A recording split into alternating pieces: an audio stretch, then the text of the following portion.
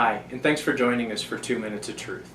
Today I want to talk about one of my favorite parables in the Bible that refers to disability, and that's the parable of the Great Banquet that's found in Luke 14.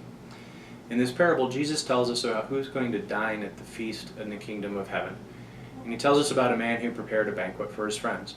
And when everything was ready, he sent his servant out to gather everyone. But no one was able to come. One guy bought a field and had to go check on it. Another bought some oxen and had to go check on them.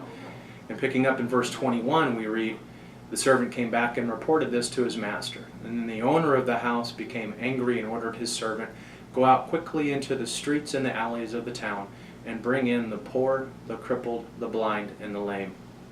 'Sir,' the servant said," again continuing in verse 22, "'what you ordered has been done, but there is still room.'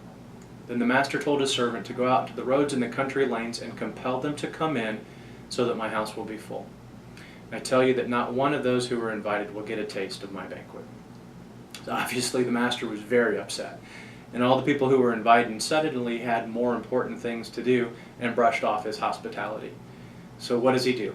He sends his servant out to bring in everyone who was considered to have little or no status. In that day, status within the community didn't get a whole lot lower than the blind, the crippled, and the lame. And in fact, these people were typically forced to the outskirts of the community to beg for what they needed.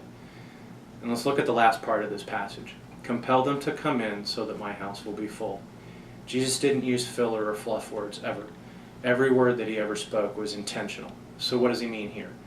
To me, it means that neither heaven nor Christ's church will be complete without people with disabilities being a part of it. Not only did Jesus choose to bless the lowly of his day, he chose to give them such great importance that his church, his bride, would be incomplete without them. Now remember this parable as you go about your day and as you come in contact with people who are different.